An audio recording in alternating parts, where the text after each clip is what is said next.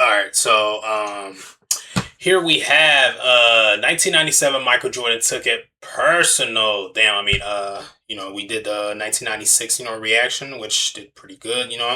I appreciate the support and all, but now we're moving on to 1997. Obviously, this is the year where this is right after the 72 and 10 season, and I think this is they had 69 wins that year. Basically one win, one win shy from back-to-back 70 win seasons. And yeah, I think this is also the year where Jordan was robbed of an MVP by Karl Malone. Was he robbed or not? And I think yeah, because I saw like in the Last Dance, Jordan was he took that, he took it personal. Definitely he expressed his disagreement for the the award being given to Malone instead of him. So let's dive deep into this. Hope you guys are doing fine. Let's go. You know, have Delta Center, Salt Lake have coconut water. Here. So let's go. City. He shouldn't have been out there. He couldn't eat, could barely walk. Trainers told him to stay in bed. Oh yeah, this is exactly. This was also the year of the flu game. Yeah, I forgot about that. Yeah, that flu game. Yeah, definitely legendary. He finished that game with 38, I think, something like that. But yeah, definitely. Were getting dressed for Game 5. Michael Jordan, he was curled up on the hotel floor, shaking. The Bulls were slipping. They dropped 2 straight games in Utah, and the series was tied 2-all. The Jazz were undefeated at home all playoffs, and the greatest player in the world was at his weakest. But somehow, he showed up, and what followed became legend. Jordan on the move, baseline left. Huh? Oh, no. Jordan, crossover. This wasn't just a game, it was a war of willpower. And if you've never seen a man drag his soul across the finish line, strap in. Because tonight, the flu wasn't the only thing that didn't stand a chance. So let's rewind and watch a man hunt down respect like it owed him money. Damn. Yeah. Definitely. Coming off one of the greatest seasons in NBA history, the Chicago Bulls wasted no time proving they were still on top. They opened the year with 12 straight wins and cruised into the All-Star break 42-6. Damn. They weren't just good, they were chasing history again. In their final regular season game, they had a chance to become the only back-to-back 70-win team in NBA history. But when Scottie Pippen's game-winning 3 rimmed out against the Knicks in their last regular season game, damn, what a brick! For a 69-13 record. Still first in the league, but just shy of the historic mark. Damn. Michael Jordan wasn't coasting. He wasn't satisfied. He was still coming for everything. But then something strange happened. After a season MVP definitely. Jordan had a strong case to win MVP in 1997. The year before, he had averaged 30.4 points, 6.6 rebounds, and 4.3 assists, while leading the Bulls to an NBA record 72 wins and their 4th championship. He won the MVP nearly unanimously, finishing with 109 votes. The only thing keeping him from a clean sweep were 4 stray votes for Penny Hardaway, Hakeem Olajuwon, and Karl Malone. Not even David Robinson? The Bulls didn't quite match their record-shattering pace, but 69 wins was still an incredible follow-up. Yeah? Jordan's numbers dipped only slightly to 29.6 points, 5.9 rebounds, and 4.3 assists. Okay, but that's nothing like, bro. Their backs, that's still very deserving of the MVP award, man. The championship hangover felt throughout the organization. It was still an unbelievable season for Mike. Meanwhile, out west,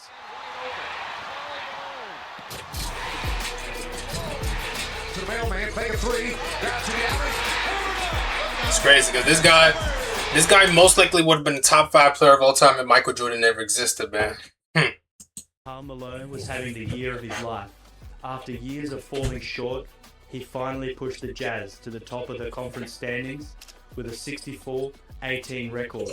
And when the MVP votes came in, Malone edged Jordan by just 29 votes, the second closest margin in league history. Jordan had the scoring title, he had the wins, he had the case, but for some people, it wasn't enough. And in Voter Chicago, fatigue. some people felt like it had less to do with Malone's brilliance and more to do with voters simply being tired of giving the award to Jordan. The Bulls head coach, Phil Jackson, wasn't afraid to say it out loud. We won 69 games this year, mostly on the energy of Michael and Scottie Pippen, Jackson told the Chicago Tribune. We had mishaps with Dennis Rodman and Luke Longley, so we were not together as a unit the whole year. Carl played with that unit the whole season, and they had no injuries. He did his job, there's no doubt about it. But for the excess weight that was put on our team, and still to win 69 games, there's no earthly explanation, except that Michael won it so many times, and this year may be Malone's opportunity. Malone himself even seemed to sense the whispers around his MVP. After receiving the award, he couldn't resist poking the bear. I thank Michael for letting me borrow it for 1 year. Oh, he probably shouldn't have said that. Publicly, Jordan played it cool. He congratulated Malone, downplayed the snub, and reminded people that being in the conversation year after year was already an honor. Because of the opinion of others, they choose to give it to a guy that's been in the league as long and consistent as I was, Jordan said at the time. But decades later, Jordan's The Last Dance documentary revealed the truth. That MVP race lit the fire. Malone's trophy became one of MJ's signature, and I took that personally moments. I'm not saying he wasn't deserving of it. All I'm saying is that fueled the fire in me and said, okay, you think he's the MVP? Okay, fine, no problem. Okay, fine. Even this late in his career, even with 4 championships already, Jordan was still hunting for any excuse to sharpen his edge. And when the playoffs tipped off, the Bulls came out blazing. They entered as the heavy favourites to repeat, with Jordan and Pippen at the height of their powers. After sweeping Washington in the first round, they drew the 4-seeded Atlanta Hawks, a team led by Steve Smith, Christian Laettner, Mookie Blaylock, and Dikembe Mutombo. On paper, this was supposed to be a quick series, but Atlanta stole Game 2 at the United Center, 103-95, after a brutal third quarter from Chicago and a 13-point explosion from Steve Smith in the fourth. Jordan was furious.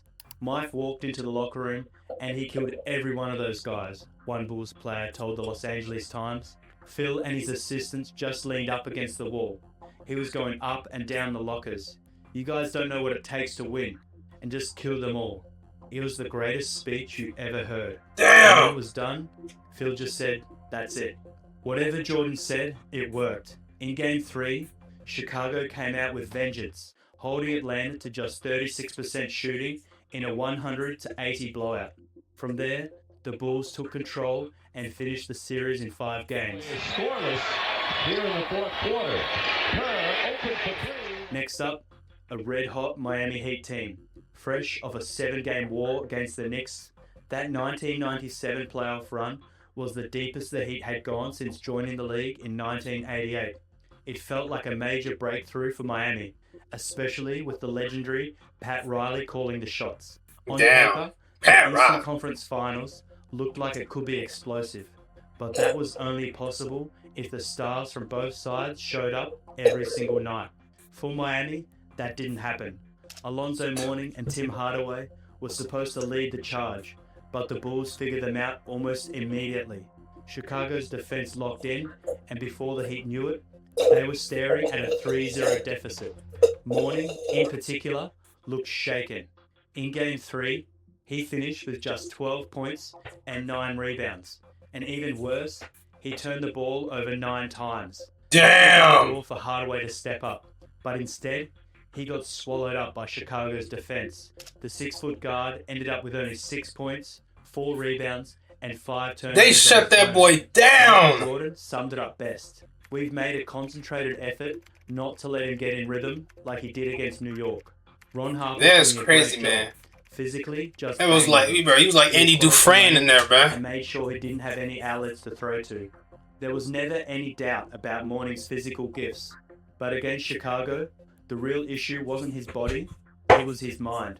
Without mental toughness, pure strength and athleticism only carried him so far. And that's where Dennis Rodman came in. Rodman was shorter than Mourning by 2 or 3 inches, but the Worm was a master at psychological warfare. He loved nothing more than crawling into an opponent's head and breaking them down from the inside.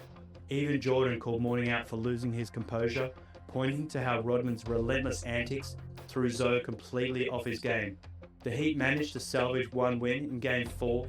Mourning posted 18 points and 14 rebounds, while Hardaway led the way with 25, but asking Miami to win 4 straight games against a locked-in Bulls team was impossible. Sure enough, Chicago closed it out in Game 5 and punched their ticket to a second straight NBA Finals. That wasn't a playoff run, it was a slow execution. Jordan carved through the East with surgical precision, but the real war was waiting in the West. Malone, Stockton. The Utah Jazz, the mailman, Karl Malone was the single biggest source of Jordan's motivation for the postseason. Malone wasn't some pushover. He finished second in scoring behind MJ at 27.4 points per game, ranked 10th in rebounds with 9.9 a night, and shot an incredible 55% from the field. And with John Stockton running the point, Utah was dangerous. They had split the regular season series with the Bulls, tied them for the league's best offense at 103.1 points per game, and even edged Chicago in field goal percentage. But the finals didn't start in Utah, they started in Chicago, and the Bulls immediately set the tone. Game 1 was a classic nail-biter. With 35.8 seconds left, Jordan tied the game at 82 by hitting one of 2 free throws. Then came the famous moment. With 9.2 seconds left, Rodman fouled Malone and sent him to the line. 10 seconds to go. 9 seconds left. Oh my God. That's Malone. when Scottie Pippen walked over and delivered one of the coldest lines in finals history. Remember, Carl, The mailman don't deliver on Sundays, yeah. both shots. Jordan snagged the rebound, called a timeout. Yeah, we all know that quote right there. Of course, hit a 20-footer at the buzzer. Force the fadeaway jumper. Don't foul. Jazz over the foul line. We're down to 5. Oh yeah, that game winner was crazy, yo. We're down to 2. Down to 1. Here's Jordan. Yes! Up 1-0. Yes! As Mark Eisler of the LA Times put it, MVP voters proposeth, but Michael Jordan disposeth. Chicago kept rolling in Game 2 with a 97-85 win. Stockton struggled under Ron Harper's defense, and Malone followed up his rough opener by going just 6 for 20 from the field. To make matters worse, he re-aggravated a hand injury he had picked up during the Western Conference Finals. When the series shifted to Salt Lake City though, the Jazz finally punched back. Malone dropped 37 points in Game 3, with Stockton adding 17 points and 12 assists. Game 4 belonged to Stockton. Clutch buckets, huge defensive plays, and a brilliant pass late to tie the series at 2 apiece. Game 4 of the NBA Finals with the Bulls up 2 games to 1. And Jordan Stockton fires down on Malone. Full The court Bulls, pair. surprisingly, melted down in crunch time. But maybe it wasn't just Utah's execution, maybe it was Chicago's own trainer. After the fact, it came out that an assistant accidentally swapped out the team's Gatorade for Gator Load, a carb-loading drink meant for endurance athletes, not for an in-game refreshment during a taxing basketball match. Trainer What? Schaefer later explained, it was like eating baked potatoes. The result? Several Bulls, including Jordan, suffered stomach cramps. MJ even asked to sit out briefly, something he almost never did in a big moment. Another Nah, reason that the looks like a Bulls setup, honestly, might have bro. been a noted defensive adjustment Jazz coach Jerry Sloan made after the finals move to Salt Lake City. He assigned the relatively unknown specialist, Brian Russell, to guard Jordan. Jordan's efficiency dropped in Utah, shooting just 41% Placing from the field. Gatorade with Gator Field Load. trip What from the free throw hell? line, he scored 31 and 38 points in Game 1 and 2. Who paid you He off, managed man? 26 and 22 in Games 3 and 4. But if Russell thought he'd found the formula to stop MJ, he should have kept it quiet. Instead, Jordan mocked the idea that Russell had the answer. His defense is active, but I don't see how it's stopping me from doing what I want. Is it Brian or Byron? Russell fired back. I can get him back. Is it Michael or Michelle? Michelle! Talk about poking the bull. And if there's one thing everyone knew, it was that Jordan could take even the smallest slight and turn it into a bonfire. Good thing too, because the finals tied, the Jazz surging, and Jordan running out of help, the Bulls needed every ounce of fuel he could find. And then came the night MJ should never have played. The flu game. Countless theories about what really happened the night before Game 5. Some say it was altitude sickness. That's the version Steve Kerr has mentioned. Jalen Rose has claimed Jordan may have had a little too much to drink. But the most popular story? Food poisoning. The Bulls were staying in Park City, Utah, and the resort had no room service. Late at night, Jordan asked his trainer, Tim Grover, to grab him something to eat. The only option? A local pizza place. No room service. Michael gets hungry. So, all right, so we're calling all these different places. George and I are looking around. We find one pizza place open. One. So we ordered pizza. And when the pizza came, there was 4 or 5 guys outside the door. 5 guys delivering one pizza. Grover has always said 5 he guys, thought the one delivery pizza? guys knew exactly who the pizza was for. And they're all trying to look in, and everybody knew it was mine. So I take the pizza, I pay them, and I put this pizza down. And I said, I got a bad feeling about this. Around 3 a.m., Grover got a call back to Jordan's room. Mike was doubled over sick. I wake up about 2:30, throwing up left and right. 3 o'clock in the morning. I get a call. But let's be honest, bro. Come to your room right now. For anyone out there that, that's used to ordering pizza, like, when have you ever seen 5 people delivering pizza at the same time? Like, 5 people, bro. Was it like a big order? Like, 3 o'clock in the I don't know. morning, That's kind of, I get a call. even then, like, 5? Come to your room right now. All right, I get into him. He's literally curled up in a ball, shaking. This man, find a team doc now. Grover and the team doctor went into treatment mode, and for a while, there was real doubt he'd even suit up. But Jordan was clear. Just get me standing, I'll do the rest. With Jordan far from 100%, the Bulls leaned more on Scottie Pippen. The idea was simple. Run the triangle through Pippen in the post, force Utah to send help, and then swing it back to Jordan or kick it to cutters and shooters. Problem was, the Jazz were ready. They contested every post entry, smothering Pippen, and forced Jordan to create more than he wanted. By the end of the first quarter, Chicago trailed 29-16. Jordan had just 4 points and looked absolutely drained. His teammates weren't helping. They botched easy passes, gave Stockton free lanes to the rim, and even surrendered offensive rebounds off missed free throws. The Bulls finally woke up in the second. Jordan clawed his way back into the fight, dropping 17 points and drawing 5 shooting fouls.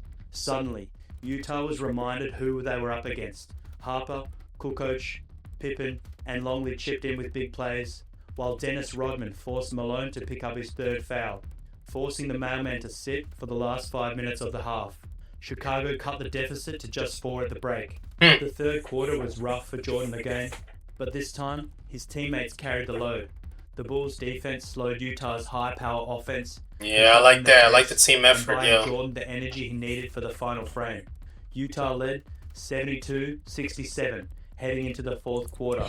But if you knew anything about Jordan, you knew what was coming. Right on cue, he opened the 4th with 7 points in 2 minutes and assisted Kukoc on a transition 3. But every burst of brilliance seemed to drain him completely. At one point, cameras caught him slumped on the bench with an ice pack on his neck, too exhausted to even high-five or stand up. Then, seconds later, he was sprinting back onto the court, pulling up over Russell for another jumper. The game slowed into a grind.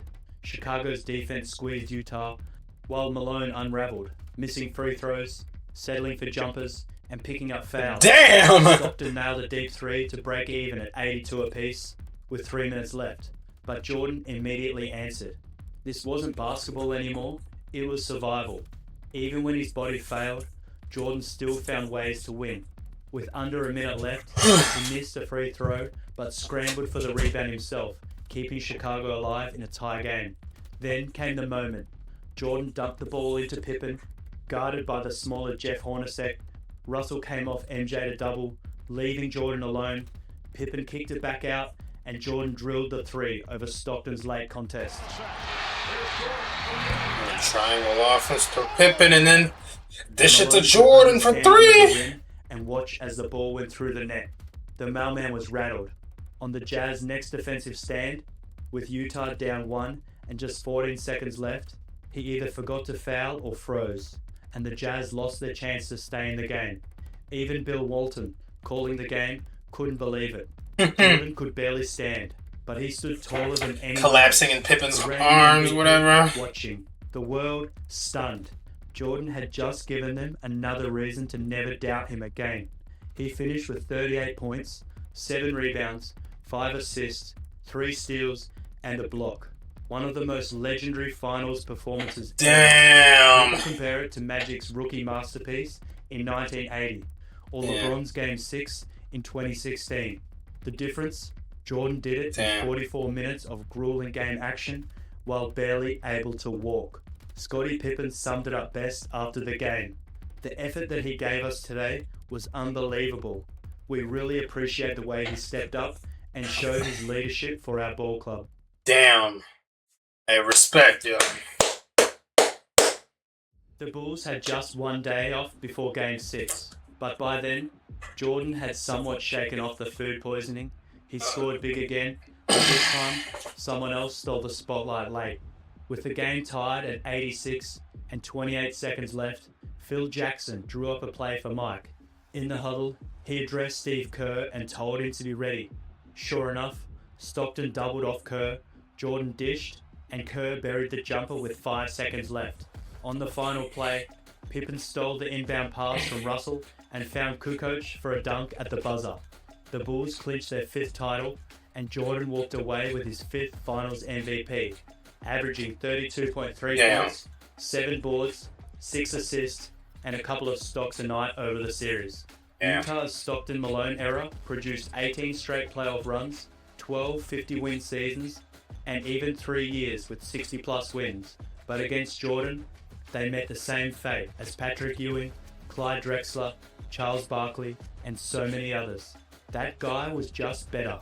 And when Just Jordan better. had something extra driving him, With the better team, game too. over. The regular season MVP, Malone could keep it.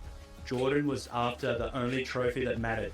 In the end, Karl Malone's MVP trophy became nothing more than a footnote in Jordan's story. The mailman had the hardware, but Jordan had something more dangerous, a grudge. That 1997 finals wasn't just about winning another championship. It was Jordan reminding everyone who really ran this league. The flu game became instant mythology, but the real story was simpler. You could beat Jordan in a vote, but you couldn't beat him when it mattered. Malone would get one more chance in 98, one more chance to prove those MVP voters right. Yeah. Spoiler alert, it wouldn't go any better. Because collect championships, he collected souls. And in 1997, Infinity Stones. he showed the world that even at his weakest, he was stronger than everyone else at their best. The throne wasn't up for debate. It never was. If you thought the flu game was just about 38 points while sick, you missed the point. This was Jordan in revenge mode. And revenge, in his hands, was unstoppable. Comment below. Damn, 1997 Michael Jordan. Damn. This dude was just on another level in 1997, man. Like, the skill, the confidence, the leadership, it all came together. Anyways, man, you gotta respect, what Mike has brought to the game. But anyways, that's gonna be it for this one. I'll see you guys in the next one. Peace out. Let's go.